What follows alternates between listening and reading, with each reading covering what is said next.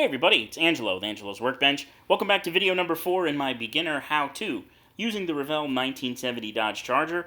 I'm using this video series as a way to bring everybody who's new to the hobby or who is just getting back into the hobby a lot of techniques and some experience and watching me put this car together using no airbrush, no fancy stuff. As you can see here, I'm using a rattle can, Krylon black. It's a satin product.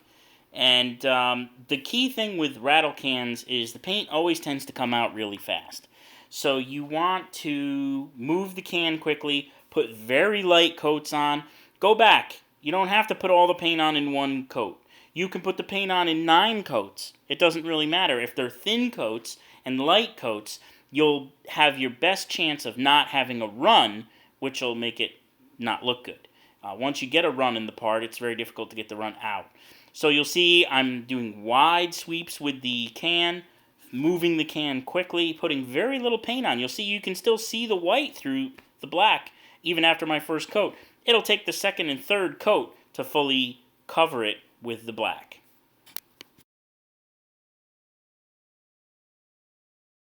Now we can do some work on the steering wheel. I'm going to glue the steering wheel onto the steering column, which has already been painted black. It'll make it easier for me to paint the rim of the steering wheel. I've already painted the spokes silver, brush painted, off camera, and the same process that I've used to brush paint everything else. And now I'm going to brush paint the outer rim, which in the original car was wood. So I'm using, Testors does make wood in paint, and that's what I'm using. You can simulate wood, the very same color, just by mixing a little red, maybe a little yellow, a little brown, black. You could mix up the wood color. A lot of times, if I'm looking to mix a color, if I don't have a color in stock, or you can Google how to make that color. Just use a Google search and just type, like, how do I mix wood color out of primary colors? Or how do I mix steel out of primary colors? And it will tell you what primary colors to mix together to get a close approximation of that color. So right now, we're going to go back to the body parts, which have fully cured, and I'm now going to spray the clear coat on them. I'm using the Duplicolor clear in a rattle can. Again, with the rattle cans, it tends to come out fast, and this is no different. So I put just one wide sweeping coat, and that's it. Keep the coats light. You'll be a lot happier that way. You don't want to get a run in the clear, and then you got to wet sand and polish it out. Wide sweeping coats, light coats, look at the shine.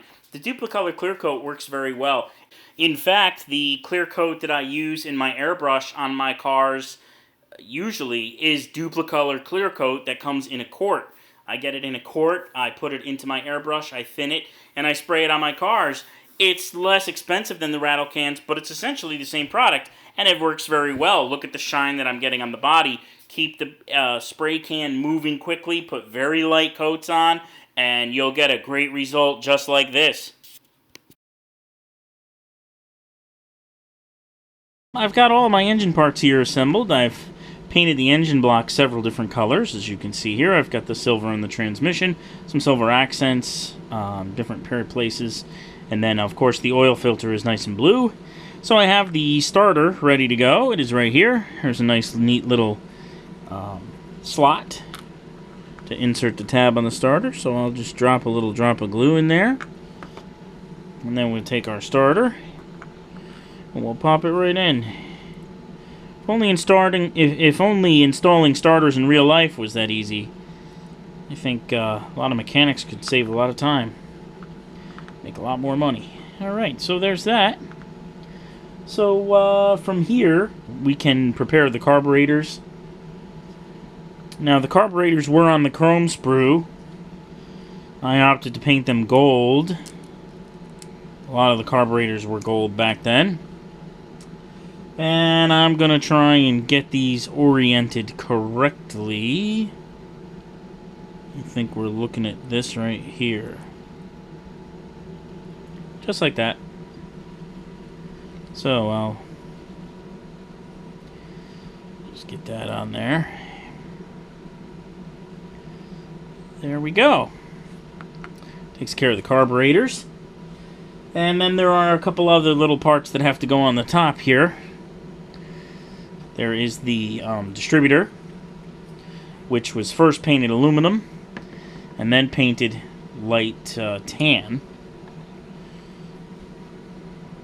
This guy right here. And he is going to go just like that.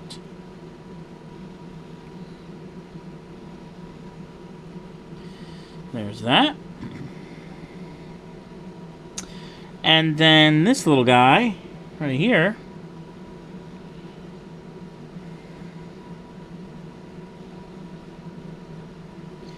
goes like this.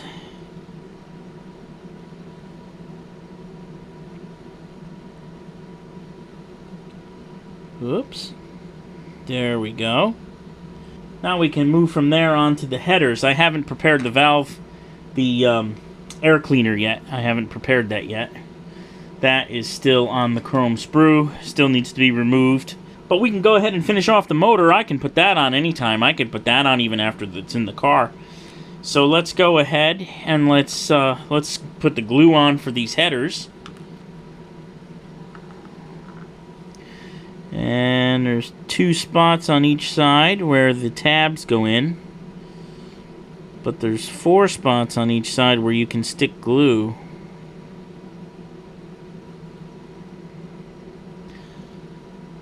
Okay, there we have it.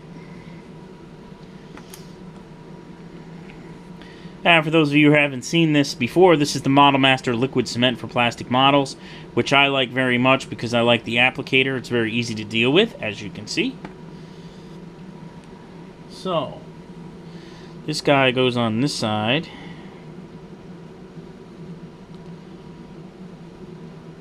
Good thing I put that starter in there first. Wouldn't have got that on with this header installed.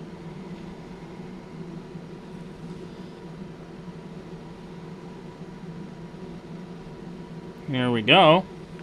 And now we can put this header in.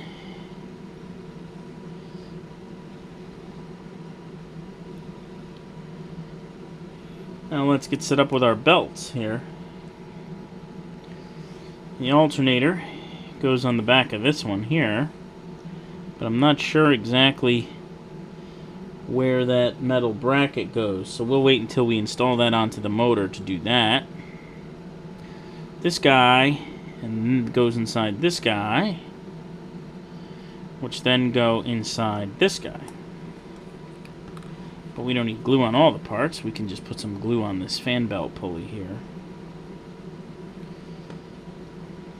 And that will work. Oh, look at that. Now let's go ahead and put the alternator on. And now let's see. Here we go. And let's get this installed in the engine block. And that's going to put our engine in the completed status, so it'll be done. Okay.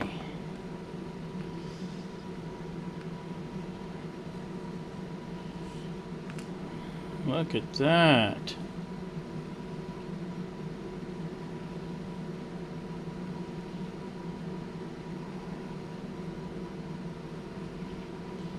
And that all looks perfect.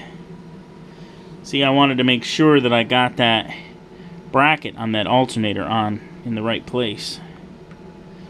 And there's our Hemi. Off camera, I have brush painted the air cleaner orange. And now I am hand painting the black around the edge. I'm using a Tamiya gloss black, it appears, or a semi-gloss black. You could very easily use the tester's enamels. If I remember correctly, I think I used the Tamiya acrylic so that it would cure a little faster.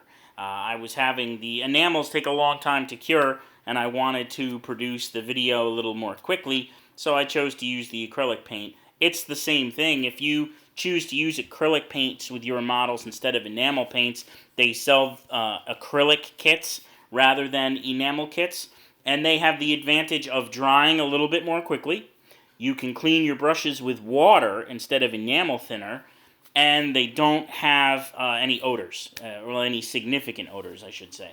So I've used the acrylic paint now for the roof of the car, which is a flat black, and I'm just detailing right now a little bit of a stray brush stroke, the silver for the dome light. So now I'm going to paint the wheels. The inside spokes are black, so I'm just hand painting them with Tamiya acrylic black. And if you get a little bit extra where it's not supposed to be, you can use a Q-tip, you can use a toothpick, use a little water on the toothpick or a little water on the Q-tip to remove the paint from the spots where you don't want it. You'll find as you go through and you do detail painting like this with a small brush, very little paint. You want to start out with very little paint on the brush and then gradually build it up, especially if you're working an edge with the edge of the brush. The less paint you have to start out with, the better your result you'll get and the less chance of the paint running into the areas where you don't want it. So now we're going to install the tires into these beautiful Redline tires. I love these Redline tires that come with this kit. And it's as simple as just snapping them in there. They go right in.